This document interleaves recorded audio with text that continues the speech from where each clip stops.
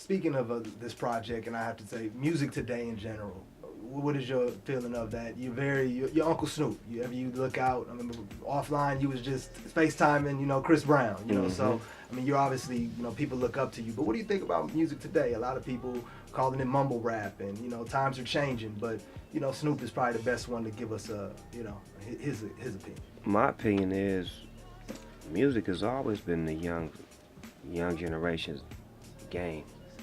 They hold it. It's theirs. They control it.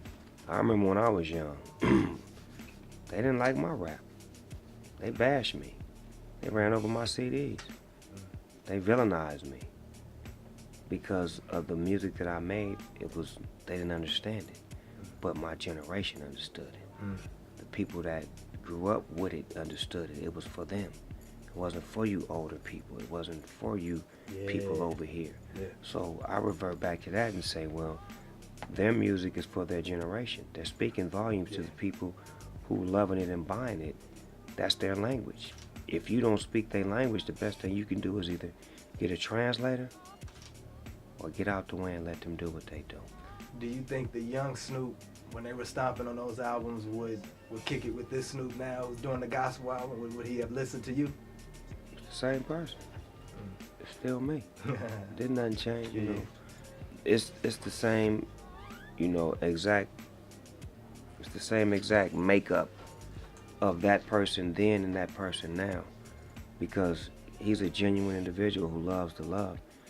He would have said that back then, but he didn't have the platform to say it.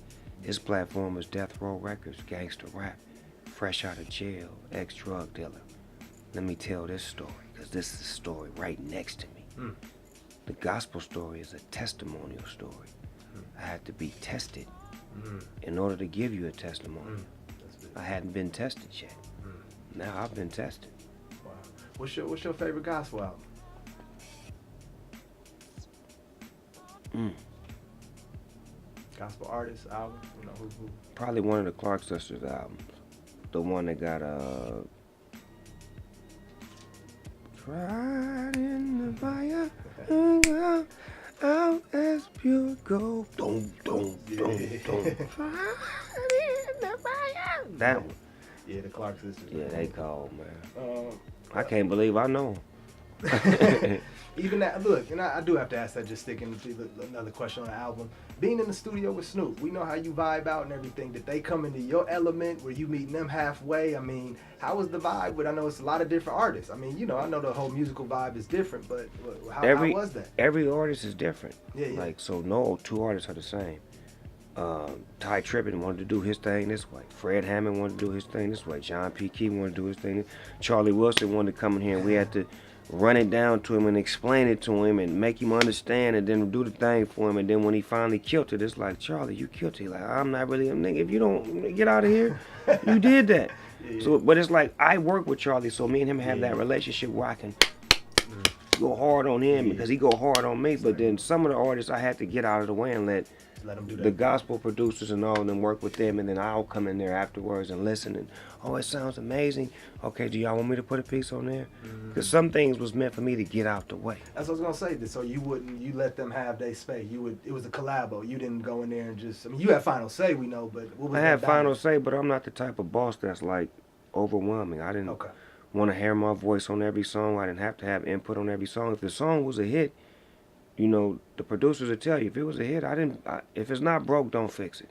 I hate overproducing. I hate overdoing stuff. And a lot of times that's what happens when you got a producer, he'll produce a track, and then you say you like the track, and all of a sudden, well, let me mix it.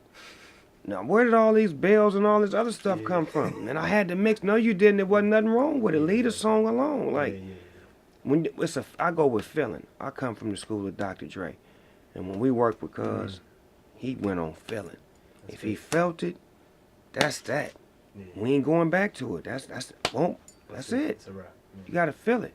Because if you feel it, then you gonna feel it. Right. Switch gears really quick. Marijuana is legal now. What's Snoop Dogg's thoughts on that? We know it didn't really change nothing for you, but what are your thoughts about that now, living in a time to where, it was crazy to see somebody doing that, and now it's the norm? It's a business. It's definitely a business, but what I would like to see happen is everyone that's incarcerated, for marijuana in states where it's legal should be released. And that should be taken off of their record.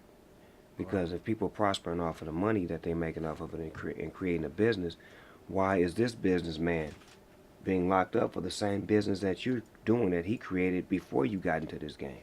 And I'm pretty sure, this is what I come to find out, there are more Fortune 500 businessmen, CEOs in jail than there are on the streets. Because most drug dealers had that mentality. Trust me.